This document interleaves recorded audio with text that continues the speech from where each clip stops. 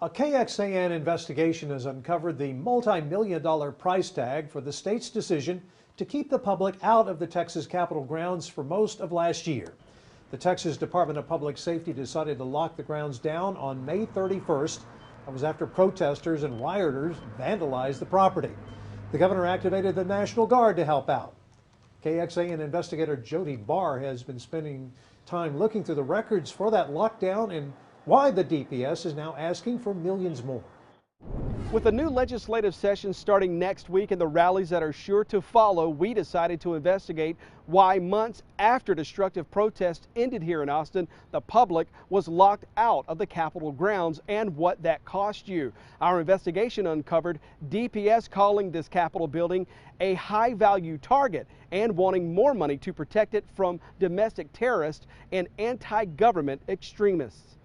All right, here we go. The Capitol looked more like a military installation over the past 7 months, with soldiers and DPS troopers standing guard 24 hours a day, 7 days a week. DPS spent $6.1 million on overtime, travel, and housing, bringing troopers in from all across Texas to stand guard. Director Steve McCraw would not schedule an interview with us to explain that spending, nor the reason the ground stayed closed months after the rioting ended. As you're well aware, the Capitol security, when we talk about Capitol security, we're talking about 46 city blocks in the Capitol complex, 38 state buildings. We've got 22 acres on the Capitol grounds. McCraw told a legislative budget board in November there are new threats to the Capitol complex. The director said he needs $40 million more taxpayer dollars to further secure it. Certainly it is the most iconic location in the state of Texas, and it's a target for domestic terrorists and violent activists and even mob violence. Governor Greg Abbott also activated the Texas National Guard, sending guardsmen to stand by DPS troopers. The Guard would not tell us how much it spent nor the number of soldiers it deployed. Would DPS reopening these grounds now 7 months after they closed them down, would that be an indication that perhaps the threat that they felt early on when they decided to close the Capitol is gone at this point? I think that the threat has certainly diminished. Ben West is a global security analyst with Stratfor. He says 2020 exposed new threats to government at every level, which could justify the spending. Previous to 2020, I think it was very much geared towards terrorism.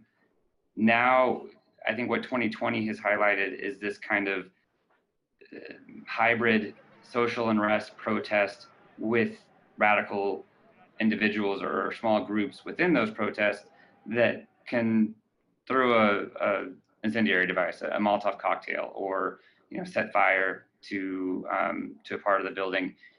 They kind of conceal the threat conceals itself within these protest movements, and so it makes it really hard to distinguish between the legal right to protest versus the illegal destruction of property.